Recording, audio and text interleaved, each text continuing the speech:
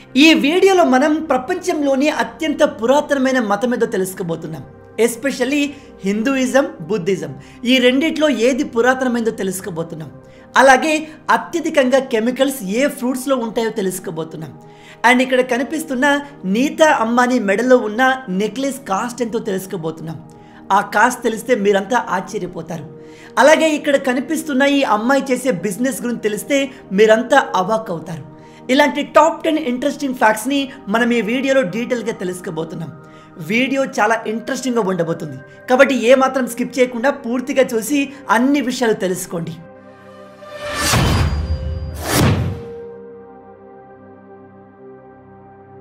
ఈ ఫ్యాక్ట్ వింటే మీరంతా ఆశ్చర్యపోతారు. అసలు ఇలా కూడా డబ్బులు సంపాదించవచ్చా అనే ఆలోచనలో పడతారు. ఇక్కడ కనిపిస్తున్న ఈ అమ్మాయిని చూడండి. ఈమె పేరు స్టెఫనీ. అమెరికాలో ఉంటుంది. ఈమె చూడ్డానికి అందంగా ఉండి టిక్టాక్లో చాలా ఫేమస్. అయితే ఈమె చేసే పని ఏంటంటే తన ఫాట్ గ్యాస్ని ఆన్లైన్లో ఫ్యాన్స్కి అమ్ముతుంది.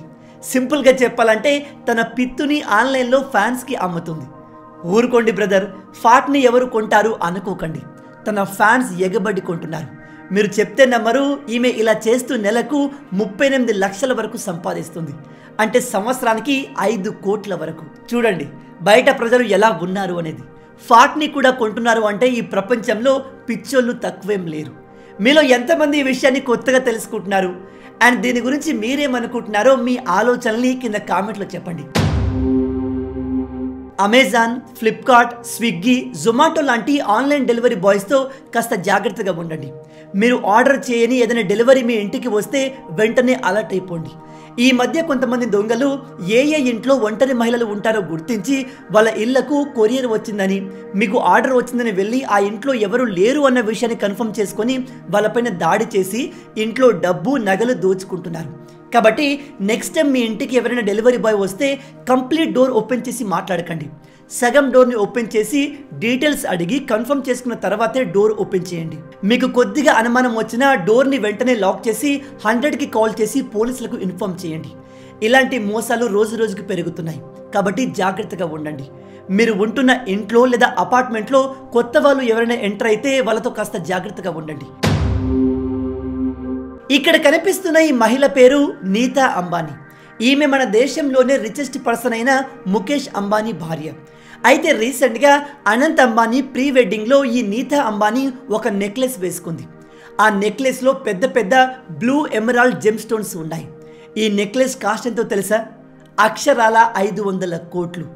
ఎస్, మీరు విన్నది కరెక్ట్. అక్షరాల 500 కోట్లు. ఈ 500 కోట్లతో చిన్న చిన్న దేశాల ఎకానమీ మొత్తాన్ని రివైవ్ చేయవచ్చు. పాకిస్తాన్ ప్రజల ఆకలిని తీర్చేయవచ్చు. అలాంటిది ఈ 500 కోట్ల రూపాయలని నీతా అంబానీ జస్ట్ అలా మెడలో వేసుకొని పార్టీ ఈవెంట్లో ఎంజాయ్ చేస్తూ తిరుగుతుంది. జస్ట్ ఆమె వేసుకున్న నెక్లెస్ కాస్టే 500 కోట్లు అంటే ఈ ముఖేష్ అంబానీ ఎంత రిచ్ ఒకసారి ఇమాజిన్ చేయండి. అండ్ మీరు ఇప్పటి వరకు కొన్న అత్యంత కాస్ట్లీ వస్తువు ఏది అండ్ దాని కాస్ట్ ఎంతో కింద కామెంట్లో చెప్పండి. మూవీస్కి రివ్యూస్ ఇవ్వడం ఈ మధ్య ఫ్యాషన్ అయిపోయింది. సినిమాల గురించి తెలిసిన వాళ్ళు, తెలియని వాళ్ళు ప్రతి ఒక్కరు కూడా మూవీస్కి రివ్యూస్, రేటింగ్ ఇవ్వడం మొదలుపెట్టారు. రివ్యూస్ అంటే ఆ మూవీ పైన వాళ్లకు ఉన్న ఒపీనియన్. కానీ కొంతమంది కావాలనే కొన్ని సినిమాలకు నెగటివ్ రివ్యూలు ఇస్తున్నారు. అండ్ ఇది రోజు రోజుకి పెరుగుతుంది. మంచి సినిమాలను కూడా సరిగా లేవంటూ ఆ సినిమా మార్కెట్ని తగ్గించే ప్రయత్నం చేస్తున్నారు. ఈ విషయాన్ని దృష్టిలో పెట్టుకుని రీసెంట్గా కేరళ హైకోర్టు సోషల్ మీడియా ఇన్ఫ్లుయెన్సర్లు యూట్యూబ్లో, ఫేస్బుక్లో, ఇతర ప్లాట్ఫామ్లో మూవీ రిలీజ్ అయిన 7 రోజుల వరకు రివ్యూస్ ఇవ్వకూడదు అని తీర్పునిచ్చింది. ఇలా చేయడం వల్ల రిలీజ్ అయిన మూవీ బాగుందా లేదా అనేది ఆడియన్స్ డిసైడ్ చేస్తారు. అంతేకాని ఆన్లైన్లో రివ్యూ అని చెప్పి నోటికి వచ్చింది చెప్పే యూట్యూబర్లు, ఇన్ఫ్లుయెన్సర్లు కాదు. కేరళ హైకోర్టు ఇచ్చిన ఈ తీర్పు గురించి మీరేమంటారు? ఇలాంటి రూల్ మన రాష్ట్రంలో వస్తే బాగుంటుందా? ప్రజెంట్గా మన తెలుగులో రివ్యూస్ ఇస్తున్న యూట్యూబర్ల పైన మీ ఒపీనియన్ ఏంటి? వాళ్ళు జెన్యూనా, పెయిడ్ బ్యాచా? కింద కామెంట్లో చెప్పండి. రోజు రోజుకి సమాజం ఎంత దారుణంగా మారుతుందంటే ఈవెన్ చిన్న పిల్లలు కూడా క్రిమినల్స్గా మారుతున్నారు. విషయం ఏమిటంటే రీసెంట్గా ఒక షాకింగ్ ఇన్సిడెంట్ జరిగింది. ఛత్తీస్గఢ్లో ఒక 14 సంవత్సరాల అబ్బాయి కేవలం 3 సంవత్సరాల అమ్మాయిని బాత్రూంలో లాక్ చేసి అతి కిరాతకంగా అత్యాచారం చేశాడు. ఆ చిన్న పాప బాత్రూమ్ నుంచి గట్టిగా అరుస్తుంటే ఆ అరుపులు విని తల్లి పరిగెత్తుకుంటూ వెళ్ళి రక్తపు మడుగులో ఉన్న పాపను చూసి షాక్ అయింది. ఆ పాపను హాస్పిటల్లో అడ్మిట్ చేస్తే ఆమె బాడీ మొత్తం పైన కొరికిన ఘాట్లు ఉన్నాయి. ఫర్దర్గా ఈ విషయం గురించి రీసెర్చ్ చేస్తే తెలిసిన విషయం ఏమిటంటే ఈ కిరాతకుడు వాళ్ళ ఫ్యామిలీతో చనిపోయిన పాప వాళ్ళ ఇంటిపైన రెంట్కు ఉంటున్నాడు. అమ్మాయిల తల్లిదండ్రులు అందరికీ చెప్తున్నాను, మీ పాప వయసు ఎంత చిన్నదైనా దయచేసి జాగ్రత్తగా ఉండండి. ఈ కాలంలో ఎవరిని నమ్మేది లేదు. అండ్ మీరు మీ ప్రాపర్టీని ఎవరికైనా రెంట్కి ఇస్తుంటే వాళ్ళు ఎలాంటి వాళ్ళో కాస్త బ్యాక్గ్రౌండ్ చెక్ చేయండి. కేవలం 14 సంవత్సరాల వయసులో ఈ అబ్బాయి ఇంత కిరాతకంగా మారాడు అంటే మిస్టేక్ ఎక్కడ జరిగింది కావచ్చు? తల్లిదండ్రుల పెంపకంలోనా, బయట సమాజంలోనా, లేదా ఇప్పుడు నడుస్తున్న సోషల్ మీడియా జనరేషన్లోనా? ఈ స్టోరీ చాలా ఇంట్రెస్టింగ్గా ఉంటుంది, జాగ్రత్తగా వినండి. గుజరాత్ రాష్ట్రంలోని సూరత్లో ఒక అమ్మాయికి అబ్బాయికి పెళ్లి కుదిరింది. పెళ్లి 2 రోజుల్లో ఉంది అనగా పెళ్లి కొడుకు తండ్రి, పెళ్లి కూతురు తల్లి ఇద్దరు కలిసి లేచిపోయారు. ఎస్, మీరు విన్నది కరెక్టే. పెళ్లి కొడుకు తండ్రి, పెళ్లి కూతురు తల్లి ఇద్దరు లేచిపోయారు. అసలు ఇలా ఎందుకు జరిగింది, విషయం ఏంటని పోలీసులు ఇన్వెస్టిగేట్ చేస్తే అసలు విషయం బయటపడింది. అదేంటంటే పెళ్లి కొడుకు తండ్రి అండ్ ఈ పెళ్లి కూతురు తల్లి వాళ్లకు పెళ్లి కాకముందు అంటే 40 సంవత్సరాల ముందు ఒకరినొకరు గాఢంగా ప్రేమించుకున్నారు. కానీ కొన్ని కారణాల వల్ల వాళ్ళు విడిపోయారు. కానీ ఇప్పుడు వాళ్ళ పిల్లల పెళ్లి కారణంగా మళ్ళీ కలిశారు. ఆ కలయిక మళ్ళీ ప్రేమగా మారి తమ పిల్లల పెళ్లిని పక్కన పెట్టి వీళ్ళు లేచిపోయారు. ఈ లేచిపోయిన కపుల్స్ని పోలీసులు మళ్ళీ పట్టుకున్నారు. కానీ పెళ్లి కూతురు తండ్రి లేచిపోయిన తన భార్యను తిరిగి ఇంట్లోకి అలో చేయనని ఖరాఖండిగా చెప్పేశాడు. దాంతో 50 సంవత్సరాల వయసులో ఈ మహిళ ఇప్పుడు పుట్టింటికి వెళ్ళిపోయింది. నిజమైన ప్రేమకు చావు లేదంటే ఇదేనేమో. ఈ ఇన్సిడెంట్ గురించి మీరేమనుకుంటున్నారు? ఇలాంటి విచిత్రమైన ఇన్సిడెంట్లు మీరేమైనా చూశారా? చైనాకు చెందిన ఒక 40 సంవత్సరాల వ్యక్తి గత కొన్ని రోజుల నుంచి సడన్గా స్పృహ కోల్పోయి పడిపోవడం, ఎప్పుడూ మత్తుగా ఉండడం, బాగా తలనొప్పి రావడం లాంటి ప్రాబ్లమ్స్ని ఫేస్ చేస్తున్నాడు. చాలాసార్లు హాస్పిటల్కి కూడా వెళ్ళాడు. కానీ ఎంతకీ ఆ ప్రాబ్లం తగ్గకపోయేసరికి ఒక పెద్ద హాస్పిటల్కి వెళ్తే అక్కడి డాక్టర్లు అతని బ్రెయిన్ని స్కాన్ చేసి ఒక్కసారిగా షాక్ అయ్యారు. ఎందుకంటే అతని బ్రెయిన్లో 100 పురుగులు ఉన్నాయి. ఎస్, మీరు విన్నది కరెక్టే. అతని బ్రెయిన్లో పురుగులు ఉన్నాయి. వాటిని టేప్ వామ్స్ అంటారు. అవి మెల్లమెల్లగా ఆ వ్యక్తి యొక్క బ్రెయిన్ని తినేస్తున్నాయి. వెంటనే డాక్టర్లు బ్రెయిన్ సర్జరీ చేసి వాటిని తొలగించేశారు. అయితే ఈ టేప్ వామ్స్ అతని బ్రెయిన్లోకి ఎలా వెళ్ళాయి అంటే అతను ఒక రోజు సరిగా ఉడకని మాంసంని తిన్నాడు. ఆ మాంసంలో ఉన్న పురుగులే మెల్లగా అతని బ్రెయిన్ దాకా చేరుకున్నాయి. అందుకే గైస్, ఒకవేళ మీరు మాంసం తింటుంటే తాజా మాంసం తినండి, అది కూడా బాగా ఉడకపెట్టి తినండి. అంతేకాని సగం సగం ఉడకబెట్టిన మాంసాన్ని, గుడ్లను తినకండి. ఈ కాలంలో మీరు పచ్చి మాంసం, పచ్చి గుడ్లు లాంటివి తీసుకుంటే అనేక రోగాలు వస్తాయి. ఈ విషయం నాన్ వెజ్ని బాగా ఇష్టపడి తినే మీ ఫ్రెండ్స్ అందరితో షేర్ చేసుకోండి. ఈ కాలంలో మనం ఏది తిన్నా కూడా అందులో ఖచ్చితంగా మన శరీరాన్ని హామ్ చేసే కెమికల్స్ ఉంటాయి. ఈవెన్ ఫ్రూట్స్ విషయంలో కూడా అంతే. ఈ మధ్య మార్కెట్లో అమ్ముతున్న అన్ని ఫ్రూట్స్ని రకరకాల కెమికల్స్ వేసి పండిస్తారు. బట్ ఏం చేస్తాం, మనకు వేరే ఆప్షన్ లేదు కాబట్టి తినాల్సిందే. కానీ మీకు తెలుసా, ఫ్రూట్స్ అన్నిట్లో అత్యంత కెమికల్స్ ఉండే ఫ్రూట్స్ ద్రాక్ష పండ్లను పండించడానికి భూమిలో ఈవెన్ వాటిపైన అవి పురుగుల బారిన పడకుండా ఉండేందుకు భారీ మొత్తంలో కెమికల్స్ని స్ప్రే చేస్తారు. ఏ ఫ్రూట్స్కి వాడని కెమికల్స్ని ఈ ద్రాక్ష పండ్లపైన వాడతారు. అయితే నేను ఇక్కడ వీటిని తినకూడదు అని చెప్పట్లేదు, కాకపోతే వీలైనంత వరకు వీటిని అవాయిడ్ చేయండి. కానీ తింటే మాత్రం అలా డైరెక్ట్గా తినేయకండి. మీరు కొనుక్కొచ్చిన ద్రాక్ష పండ్లను ఉప్పు నీటిలో కడిగిన తర్వాత తినండి.